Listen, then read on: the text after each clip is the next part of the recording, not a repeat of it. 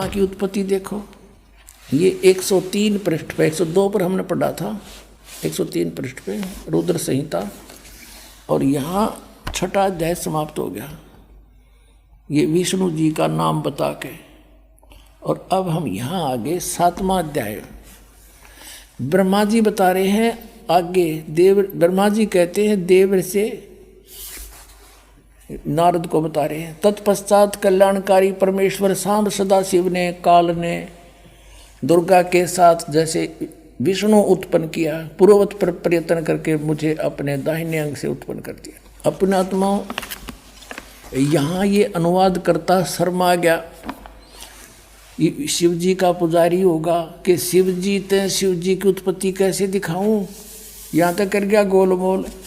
और दिखाएंगे आपको, कहते चोर चुरावे तुम बड़ी वो गड्ढे पानी में, वो गड्ढे हुआ ऊपर आवे ना, सच्चाई छनी ना। अब देखो यही रुद्र संहिता हम पढ़ रहे हैं। और ये संक्षिप्त शिवपुराण 110 पृष्ठ पे यहाँ लिखा है कि इस प्रकार ब्रह्मा विष्णु तथा रुद्र इन 3 देवताओं में गुण हैं, परंतु शिव गुणातीत माने गए हैं। अब ब्रह्मा विष्णु रुद्र यु शंकर, ये तो हो गए 3, और इन तो चौथा यु, इन मत गुण है रजगुण ब्रह्मा सतगुण विष्णु तमगुण शिव शंकर, और यो शिव कहते गुणातीत माने गए। ये हो गए ना, 4 हो गए बड़े यहाँ पर। और अच्छा कंसेप्ट क्लियर होगा, दिखाते हैं आपको इसी शिवपुराण के 24-25 पृष्ठ पर आपको दिखाते हैं। एक समय ब्रह्मा जी और विष्णु जी का इस बात पर युद्ध हो गया। ब्रह्मा जी को भ्रम था कि मैं सृष्टि उत्पत्ति करता हूँ, विष्णु जी को भ्रम था कि मेरे नाभि कमल से ब्रह्मा की उत्पत्ति हुई है, जो मेरा पुत्र है। इससे बात पर कहा सुनी युद्ध हो गया कि तू मेरा बेटा, उन्होंने कहा मैं तेरा बेटा। उस समय इस काल भगवान इनके पिता ने इनके बीच में एक शिवलिंग खड़ा कर दिया, तेजों में स्वतंभ। तो ये युद्ध छोड़ के उसके और छोड़ जानने लगे।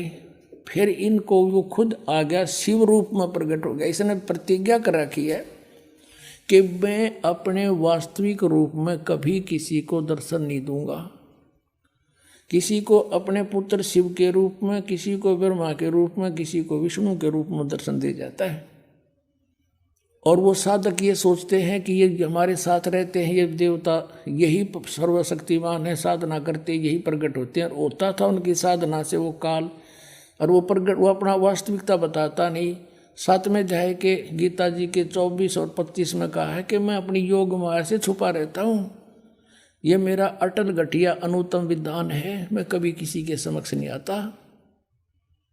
इसने प्रतिज्ञा कर रखी है, परमात्मा ने बता रखी है आपको, कबीर सागर में लिखा सारा कुछ, और वही इनमें प्रमाण है। अब उसमें यू आ गया इनके बीच में और कहा, और के ज्ञान दिया उनको, देखिए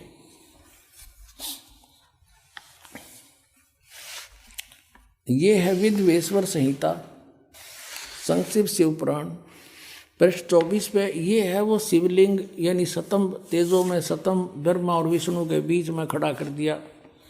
और फिर ये देखिएगा 25 पृष्ठ पे, ब्रह्मा और विष्णु ने पूछा, प्रभो, उस शिव रूप में खड़े भगवान काल से पूछा, सतकाल रूपी ब्रह्म से,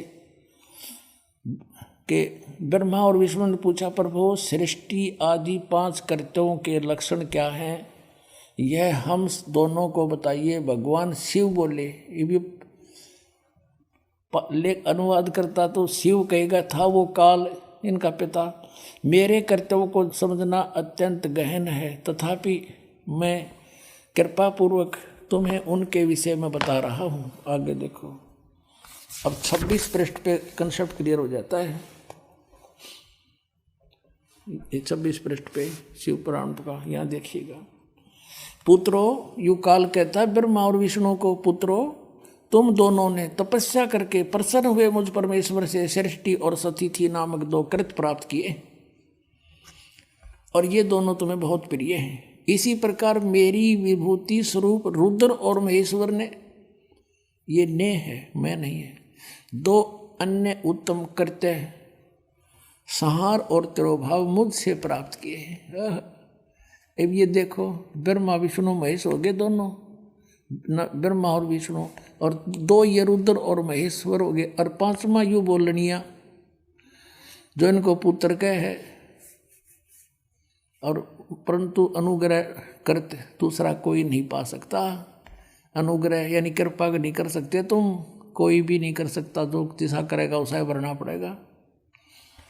अब यहाँ फिर क्लियर हो जाता है कि ये काल है, ब्रह्म है, जिसने गीता बोली थी। इसी शिवपुराण के 26 पृष्ठ पे रुद्र संहिता के यहाँ देखना, पुण्यात्माओं कमाल कर रखा है।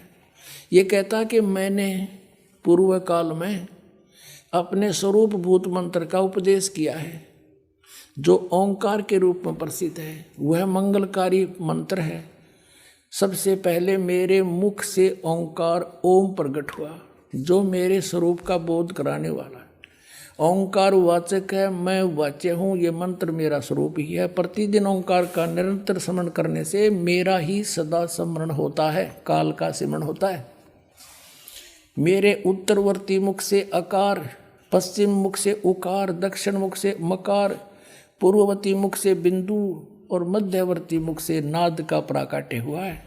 इस प्रकार 5 अवयवों से, 5 इन अंगों से युक्त ओंकार का विस्तार हुआ है। इन सभी अवयवों से एकीभूत होकर प्रणव ओम नामक एक अक्षर हो गया। हाय हाय।